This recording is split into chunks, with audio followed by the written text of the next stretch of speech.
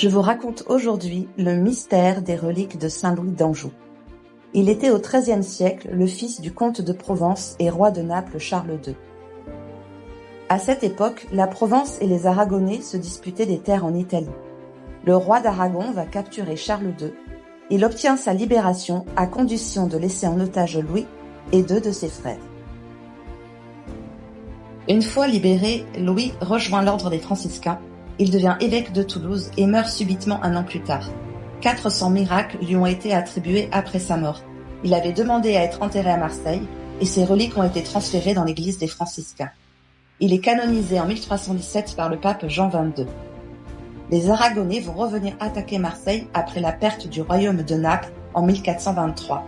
Pendant 4 jours, ils vont piller, brûler et saccager la ville. Ils nous ont volé la chaîne qui se trouvait à l'entrée du Vieux-Port pour bloquer l'accès le soir venu. Cette chaîne se trouve aujourd'hui sur un des murs de la cathédrale de Valence. On peut encore apercevoir son crochet. Malheureusement, ils ne veulent pas nous la rendre.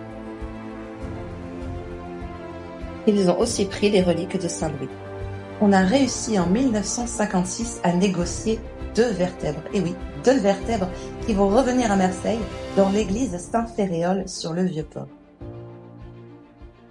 Un jour, en 1993, le prêtre rentre dans l'église et se rend compte que les reliques de Saint-Louis avaient disparu. On ne sait pas qui les a volées, pour quelle raison et où est-ce qu'elles se trouvent aujourd'hui.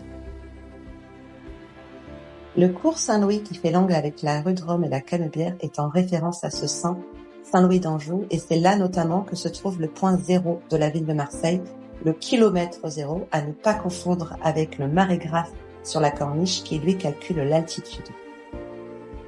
Quant aux reliques, est-ce qu'on les retrouvera un jour? C'est un grand mystère. J'espère que cette histoire vous a plu et je vous dis à bientôt pour une nouvelle anecdote mystérieuse.